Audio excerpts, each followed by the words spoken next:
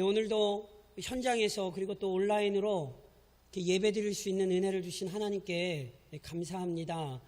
불편도 많으시고 어려움도 많으시지요.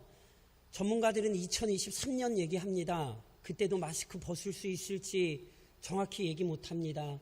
분명히 우리에게 앞으로 오랜 시간 또 이런 어려움 속에서 예배 드리셔야 되는 것이 현실입니다. 바라기는 어려운 현실 속이지만 믿음을 잃어버리지 말고 오히려 순결하게 믿음을 지키는 일에 함께 힘을 모아주시기를 다시 한번 오늘도 우리의 예배의 주인 되신 우리 주님의 이름으로 권면드립니다.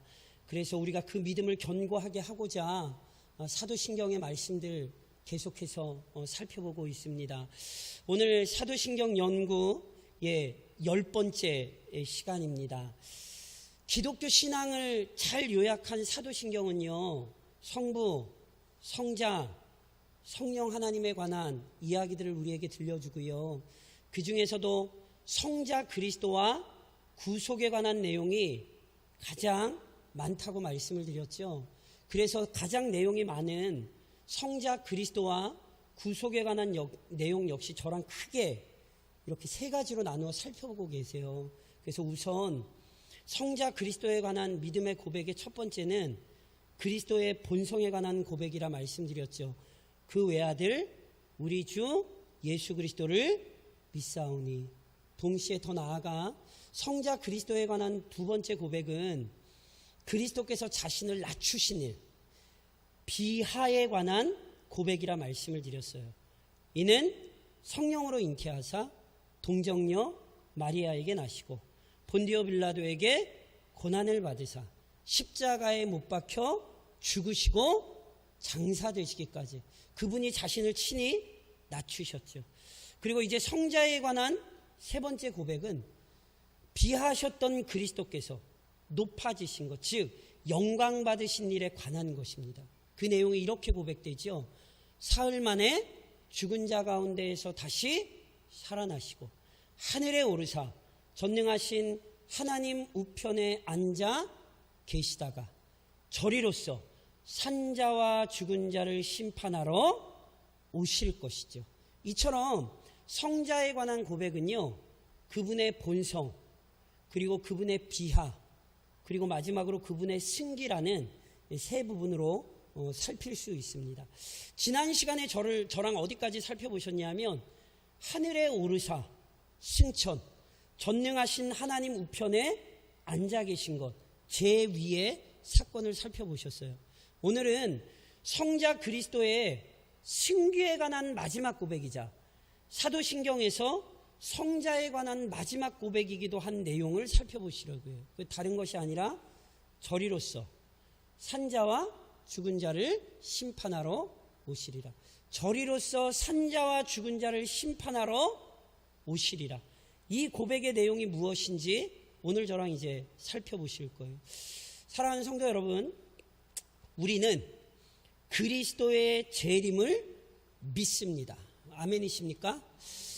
지금까지 살펴본 그리스도에 관한 고백들은요, 과거에 발생했거나 현재 진행 중인 일들이에요. 그러니까 동정녀 탄생, 고난, 죽음, 장사, 부활, 승천, 이미 다 지나간 일이죠. 과거에 있었던 일이에요. 그리고 지난 시간에 살펴보셨던 재위, 즉 하나님 보좌 우편에 앉아 계신 것은요, 그리스도께서 영광스럽고 완전한 중보자로서 현재 지금도 누리고 계시고 나타내시는 존귀와 위엄이죠. 이처럼 이미 있었거나 지금 이루어지는 일이에요. 반면에 오늘 저랑 살펴보시는 저리로서 산자와 죽은 자를 심판하러 오시는 내용은요, 미래에 있을 것입니다. 저리로서 조금 알아듣기 쉽게 바꾸면 저기로부터입니다. 그러면 저기가 어디입니까? 저기가 지난 시간에 살펴보셨던 것처럼 제자들 앞에서 승천하신 그리스도께서 지금도 하나님 보좌 우편에 앉아 계시죠. 바로 그리스도께서 앉아 계신 하나님 보좌 우편, 조금 더 정확히 얘기하면 바로 그 천국으로부터 우리 주님 다시 오실 것입니다. 그러니까 오늘 이 고백은요, 분명히 그리스도의 재림에 대한 확신이에요. 그리고 당연히 이 재림에 대한 확신은요, 성경을 성경대로 믿는 결과입니다. 앞서 그리스도에 관한 모든 내용이 우연이 아니라 예언 또는 약속의 성취임을 저랑 강조하며 살펴보셨어요. 성육신, 고난, 죽음, 장사, 부활, 승천, 재위, 이 모든 일들을 구약이 예언했고요. 그 예언대로 철저히 이루어졌어요. 그렇기 때문에 참된 그리스도인들은 재림 역시 약속대로 성취될 것을 확고하게 믿지요. 오늘 저랑 읽으신 본문은 예수님께서 산헤드린 공회에 붙잡혀 갔을 때에 그들을 향하여 아주 정확하게 말씀하신 내용이에요. 뭐라고 우리 주님 말씀하셨어요? 내가 너희에게 이르노니 이후에 인자가, 우리 예수님께서 권능의 우편에 앉아있는 것과 제 위와, 그걸로 끝인가요? 하늘 구름을 타고 오는 것을 너희가 보리라. 우리 주님 분명히 구름 타고 다시 오신다 말씀하셨죠. 재림이 이루어지지 않잖아요. 그럼 그리스도 거짓말장이에요. 이런 일은 절대로 있을 수 없죠. 그리스도의 말씀만이 아니에요.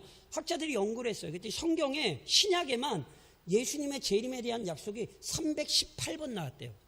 그럼 어찌 318번 나온 약속을 어기고 성경이 우리에게 거짓말하겠어요? 그러니까 보세요. 성경을 믿는 자, 그리스도를 믿는 자라면 반드시 그분의 재림을 믿고 기다립니다. 무엇보다 제가 다시 한번 강조해서 말씀드리지만 재림에 대한 이해와 확신 역시 성경을 벗어나시면 안 돼요. 인류의 역사, 교회의 역사가 무엇을 우리에게 입증하죠? 그리스도의 재림을 왜곡한 수많은 이단이 존재하잖아요. 우리나라는 다른 어떤 민족보다도 이 시한부 종말론 때문에 엄청나게 혼란스러웠던 백성 아닙니까? 그러니까 한국 교회에 살면서 이 재림에 대한 이단들을 모른다는 건 진짜로 말이 안 돼요. 이단들 때문에 얼마나 한국 교회가 고생을 많이 했는데요. 그러니까 이단에 속지 않기 위해 그리스도의 재림에 관해 반드시 기억해야 할 몇 가지 중요한 내용이 있어요. 저를 좀 한번 따라 하시겠어요? 굉장히 중요한 내용이거든요. 저를 좀 한번 따라 하시겠어요? 인격적 재림. 예. 그리스도의 재림을 이해하실 때 인격적 재림을 이해하셔야 돼요. 그러니까 인격적 재림이란 부활하시고 승천하신, 그리고 지금 하나님 보좌 우편에 앉아 계신 바로 그 하나님의 아들이신 예수님께서 다시 오신다는 의미예요. 보세요. 역사상 얼마나 많은 재림 예수가 있었어요. 지금도 재림 예수 엄청나게 많아요. 이 사실에 대해 우리 주님 친히 경계하셨죠. 마태복음 24장에 뭐라고 말씀하셨어요? 그때에 사람이 너희에게 말하되 보라 그리스도가 여기 있다 혹은 저기 있다 하여도 뭐 하지 말라고요? 믿지 말라고요. 교회가 기다리는 분은 누구예요? 하나님의 아들이요, 완전한 신랑이신, 지금 부활하고 승천하사 하나님 보좌 우편에 앉아 계신 바로 그분을 기다리는 거예요. 우리는 그분이 아니면 우리가 기다릴 필요가 없어요. 부활하시고 승천하신 분은 예수님인데 재림은 문선명이가 하고, 그 문선명이 옆에서 죄송합니다, 똘마니로 있다가 빠져나와서 정명석 아세요? JMS. 이 사람들이 다 자기 재림 예수라고 주장했던 사람들이잖아요. 한국교회요. 재림 예수로 주장했던 사람들 손으로 셀 수가 없이 많아요. 지금도 있어요. 그러니 분명히 기억하셔야 돼요. 인격적 재림. 부활하여 승천하셨던 바로 그 예수 그리스도께서 오시는 거예요. 두 번째, 다시 한번 따라 하시겠어요? 육체적 재림. 예, 육체적 재림. 육체적 재림이란 육체를 가지고 재림하신다는 거예요. 저랑 앞서 부활이 어떤 사건인지 살펴보았죠. 부활이란 다시 한번 말씀드리지만 죽은 자가 살아나는 거예요.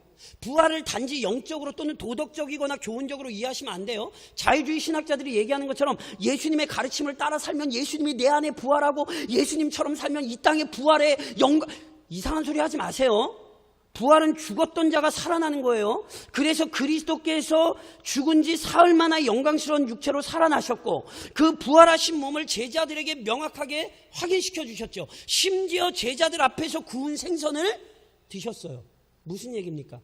그리스도께서 이 땅에 머무실 때 지니신 육체를 그대로 소유하셨단 말씀이에요.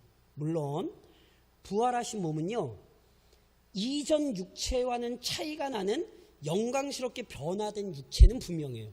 하지만 동시에 이전 육체의 특징을 여전히 지니고 있어요. 그랬기에 그리스도께서 승천하실 때 그 광경을 바라보던 제자들에게 사도행전 1장에 천사들이 이렇게 얘기하잖아요. 올라가실 때에 제자들이 자세히 하늘을 쳐다보고 있는데 흰옷 입은 두 사람이 그들 곁에 서서 이르되 갈릴리 사람들아 어찌하여 서서 하늘을 쳐다보느냐. 너희 가운데 하늘로 올려지신 이 예수는 하늘로 가심을 본 그대로 오시리라 하였느니라. 하늘로 올라가실 때 육체로 올라가신 것처럼 그대로 그 육체를 가지고 재림하시는 거예요. 예수님이 오실 뿐 아니라 부활하신 그 육체로 재림하는 것, 이게 참된 재림이에요. 세 번째, 저를 다시 한 번만 따라 하시겠어요? 가견적 재림. 예, 가견적 재림. 가견적 재림이란 뭐냐 하면 우리 눈으로 볼 수 있는 재림이라는 거예요. 다시 한번 제가 강조하지만 그리스도께서는 육체로 부활하셨기 때문에 그 영광스러운 부활의 육체를 지니고 계시죠. 그래서 그 부활의 육체로 하늘 보좌에 오르시는 장면을 제자들이 눈으로 똑똑히 봤어요. 그러니까 인간의 눈으로 부활을 보았듯 인간의 눈으로 승천을 보았듯 똑같이 재림도 우리 눈으로 볼 거예요. 그래서 이런 얘기들을 하는 사람들이 이단들 많았죠. 예수님이 이미 재림하셨으나 인간들이 눈으로 보지 못하고 지금 이 땅에 계신다고. 말 같지도 않은 얘기예요. 그리스도께서 재림하시는 장면을 살아있는 모든 사람이 눈으로 보게 될 것을 마태복음 24장에 우리 주님 이렇게 말씀하셨어요. 그때에 인자의 징조가 하늘에서 보이겠고 그때에 땅의 모든 족속들이 통곡하며 그들이 인자가 구름을 타고 능력과 큰 영광으로 오는 것을 뭐하리라? 보리라. 예수님 재림하셨는데 그 시대 사람들이 그걸 못 보는 일은 없다고요. 가견적 재림, 반드시 우리의 눈으로 확인하는 재림이 이루어질 거예요. 네 번째, 다시 한번 따라 하시겠어요? 돌발적 재림.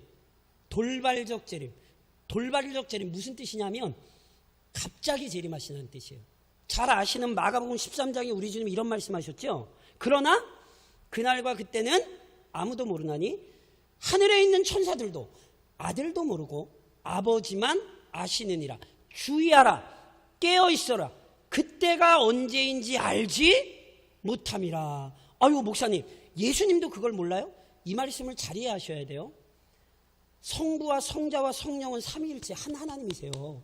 그러니까 우리 예수님께서 아버지만 아시고 아들도 모른다는 이 말씀의 의미는 마치 아버지의 뜻에 순종하여 예전에 이 땅에 인간의 몸으로 오셨듯이 똑같이 아버지께서 작정하신 때에 아버지의 뜻에 따라 예수님 다시 오신다, 이런 의미예요. 그러니까 분명히 그 날과 그때는 우리에게 알려주신 적 없어요. 다미 선교회 생각나시죠? 1998년 10월 24일 24시에 예수님 임하신다고.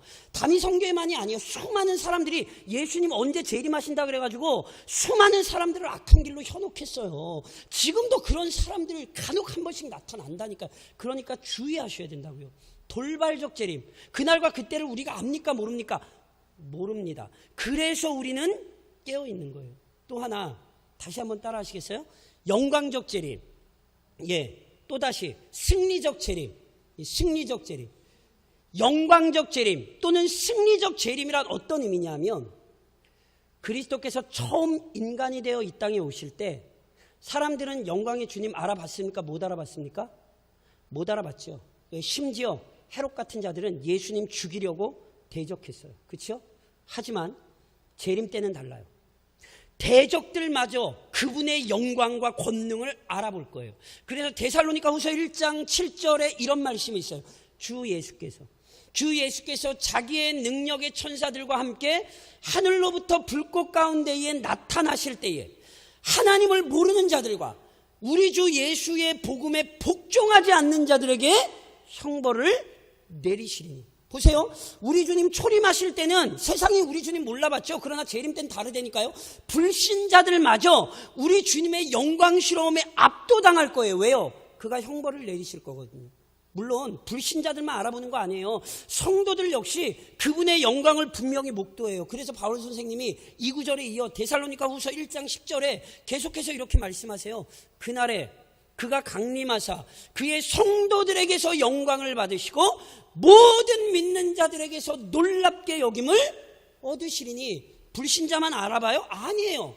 우리 주님 간절히 기다렸던 성도들 앞에 그 영광을 드러내실 거라고요. 그러니까 보세요. 믿는 자나 믿지 않는 자나, 즉 모든 인류가 그리스도의 영광과 위엄을 그 순간 깨닫게 될 거예요. 그럼 보세요. 이처럼 그리스도께서 온 열방 앞에 그 영광을 드러내실 순간이니 참으로 성경의 말씀대로 재림을 들은 성도들이라면 어찌 그 재림을 기다리지 않겠습니까? 재림을 기다리는 것은 참된 성도의 중요한 표지예요. 그런데 다시 한번 말씀드리지만 기다리는 것도 성경적으로 기다리셔야 돼요.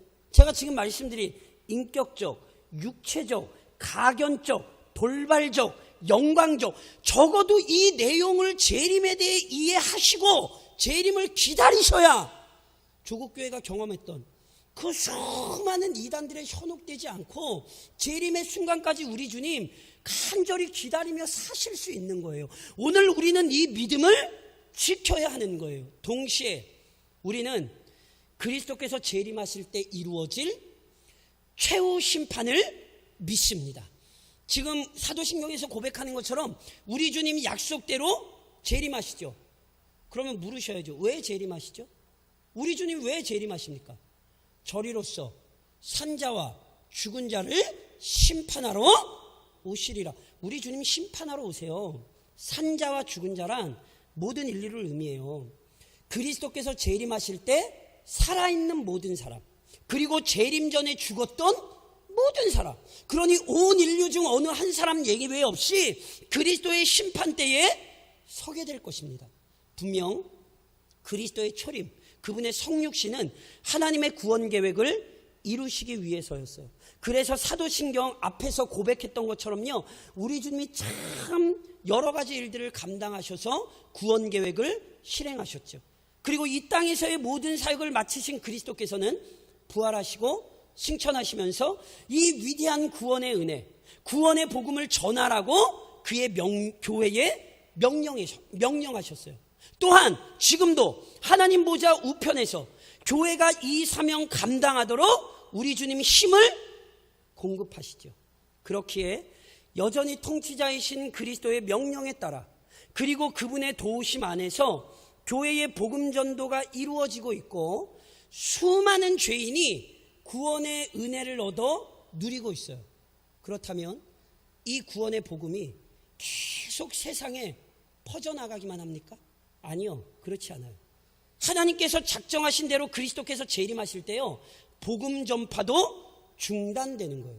그리고 이미 전파된 복음에 대한 태도에 따라 각 사람이 심판을 받지요. 요한복음 5장에 우리 주님 이런 말씀하셨어요. 아버지께서 자기 속에 생명이 있음같이 아들에게도 생명을 주어 그 속에 있게 하셨고 또 인자됨으로 말미암아 심판하는 권한을 주셨느니라. 이를 놀랍게 여기지 말라. 무덤 속에 있는 자가 다 그의 음성을 들을 때가 오나니 선한 일을 행한 자는 생명의 부활로, 악한 일을 행한 자는 심판의 부활로 나아오리라.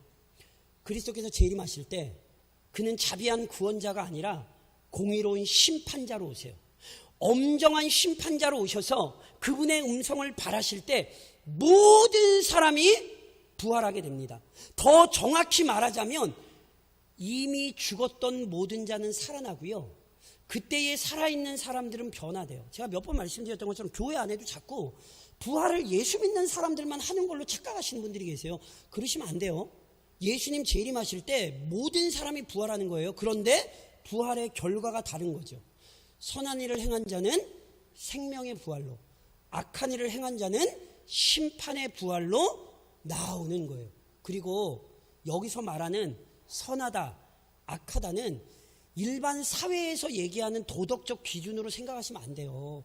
나 신호등 잘 지키고 살았고, 나 마스크 잘 쓰고 방역수칙 잘 지키고, 이런 얘기 아니에요. 여기 선하다, 악하다라고 하는 것은 하나님과의 관계성을 의미하는 표현이에요. 그러니까 선이란 하나님과의 관계가 바른 상태고요. 선인 또는 의인이란 하나님과 바른 관계를 맺은 사람이에요. 반면 악인이란 하나님과 바른 관계를 맺지 못한 사람이죠. 악이란 하나님과 바른 관계를 맺지 못한 상태인 거예요. 그래서 요한복음 5장 24절에 우리 주님 이미 이런 말씀 하셨어요.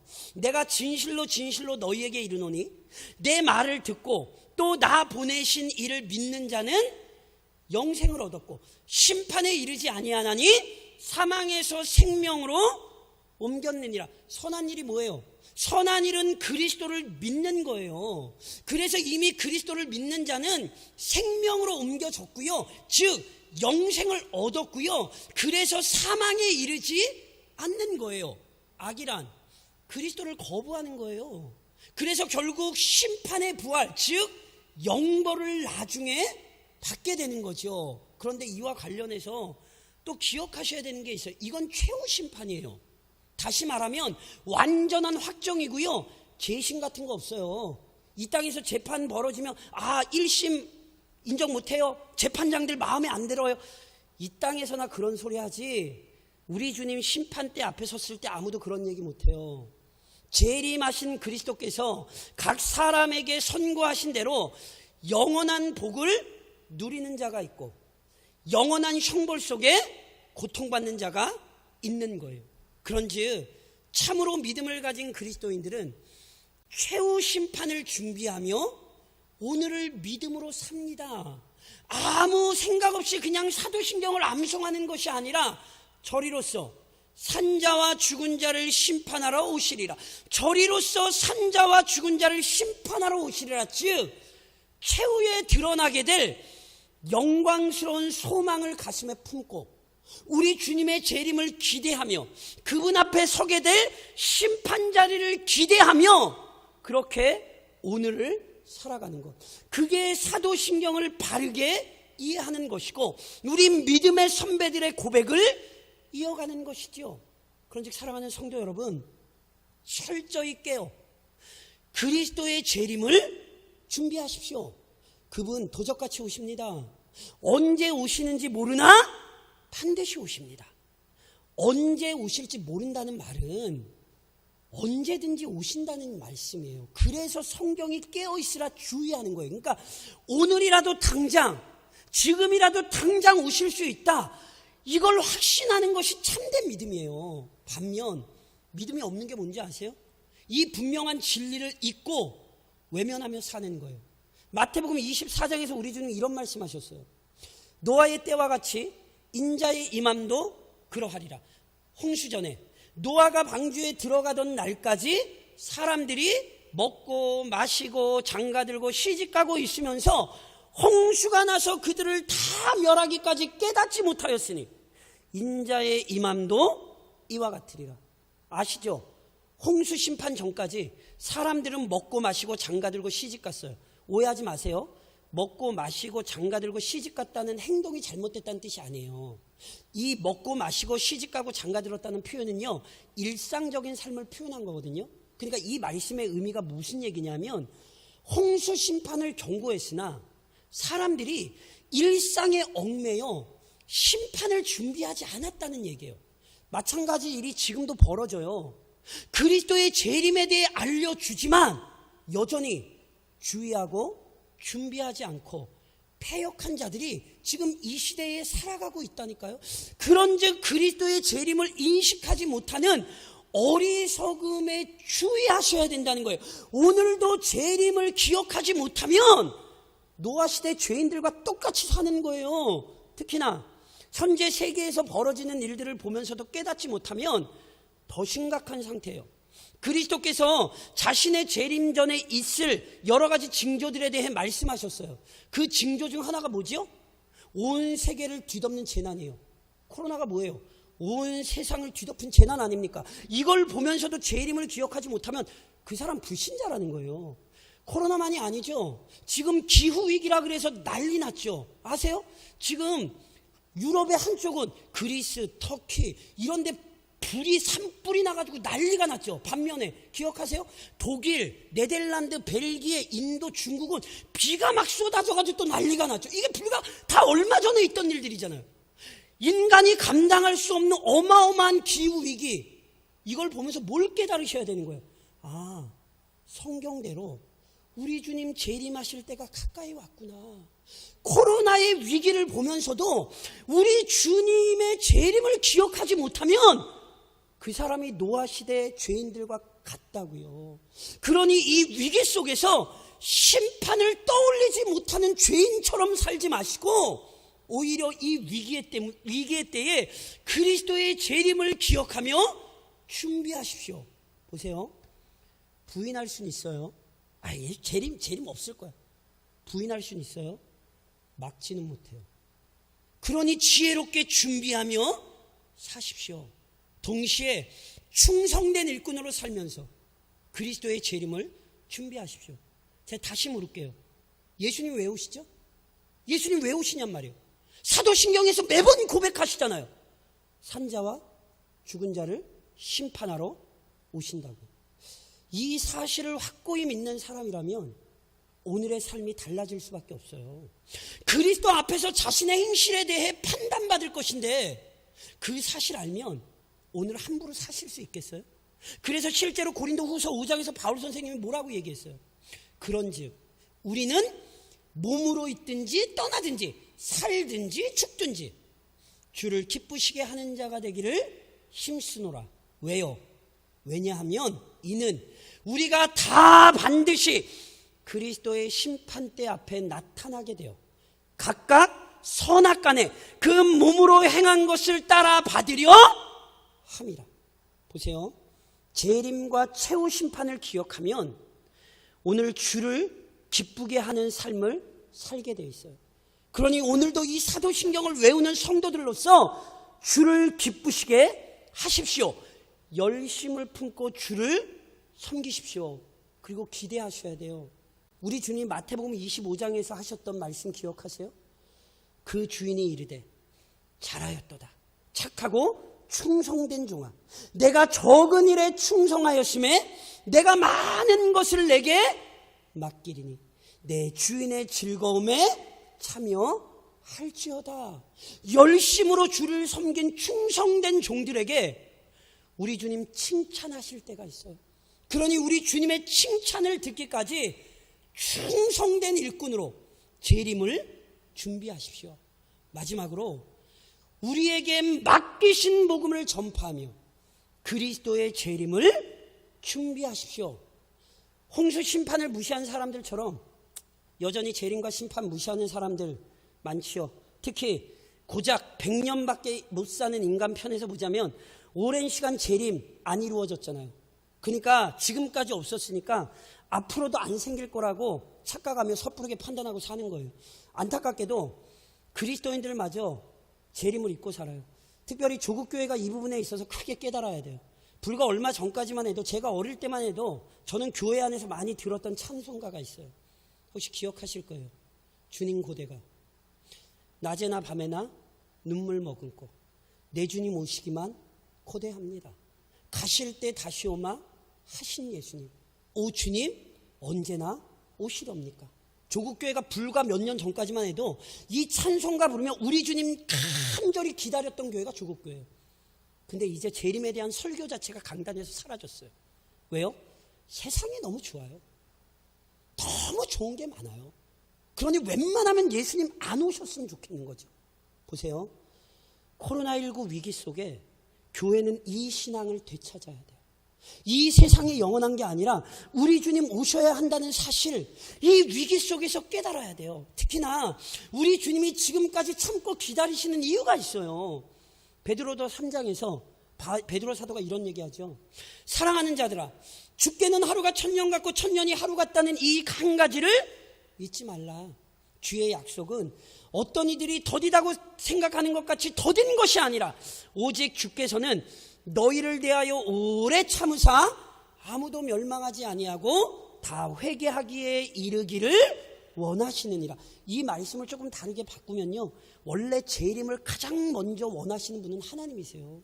아니 목사님, 그렇게 재림을 하나님 원하시면 재림 빨리 하시면 되지. 예수님 빨리 보내시면 되지. 하나님의 뜻이 있어요. 그 뜻이 뭔지 아세요? 재림이 늦춰지는 게 아니에요. 왜 재림을 계획하시고 주관하시는 하나님께서 어째서 속히 재림을 성취하지 않으세요? 택하신 백성에게 복음이 전해져 그 복음을 믿고 구원의 은혜를 얻기까지 하나님 지금 뭐하고 계시다는 거예요? 기다리고 계시다는 거예요. 택하신 백성 중 하나도 잃어버리실 수 없는 아버지 하나님께서 그 백성이 돌아오기까지 지금도 애타는 심정으로 기다리시는 거예요. 재림은 지체되는 게 아니에요. 하나님의 백성이 돌아오기까지 기다리시는 거지. 그리고 그 빨리 돌아와야 할 백성 중에 실은 우리 가족이 있을 수 있어요. 빨리 돌아와야 될 자들 중에 우리 교회가 함께 머물고 있는 이 지역의 이웃이 있는 거죠. 이 나라와 이 민족 중에 온 열방 중에 돌아와야 할 자들이 아직 많아요. 그러면 그들이 어떻게 돌아와요? 당연히 먼저 믿은 자들의 복음 전파를 통해 돌아오죠. 그래서 바울 선생님이 최후의 서신 속에서 이렇게 고백을 하죠. 디모데후서 4장에 이렇게 말씀하세요. 하나님 앞과 살아있는 자와 죽은 자를 심판하실 그리스도 예수 앞에서 그가 나타나실 것과 그의 나라를 두고 엄히 명하노니 너는 말씀을 전파하라. 때를 얻든지 못 얻든지 항상 힘쓰라. 그 재림을 기다리는 성도들로서, 그 재림을 바라보는 성도들로서 더욱 열심을 품고 복음을 전해야 합니다. 이것이 우리 교회의 모습이 되어야 되고요. 이것이 오늘 우리의 삶이 되어야 하는 거예요. 사랑하는 성도 여러분, 우리 선조들이요, 조국의 독립을 그토록 간절히 소망하며 기다리다 해방을 맞이했죠. 그런데 그거 아세요? 진짜 해방은 뭔지 아세요? 일제의 고통에서의 우리나라가 해방된 거 중요해요. 근데 그거보다 진짜 참된 해방은 죄와 사망의 권세에 묶여있는 이 온 세상이 해방될 때가 있어요. 그때가 언제예요? 예수님 재림하실 때예요. 예수님 재림하시기 전에 절대로 이 땅에 참된 자유와 기쁨은 없어요. 그래서 이 땅의 하나님의 백성들은 이 온 죄악에서 벗어날 우리 구주 예수 그리스도의 재림과 그분의 심판을 간절히 기다리는 거예요. 그러니 우리 믿음의 선배들이 사도신경을 통해 재림과 최후 심판을 기다리며 살았던 것처럼 오늘 이 사도신경의 신앙 고백을 읽는 성도들로서 이번 한 주간도 재림과 최후 심판을 묵상하며 충성된 하나님의 자녀들로 이번 한 주간 살아내시기를 언젠가 재림하사 심판하실 우리 주님의 이름으로 권면드립니다.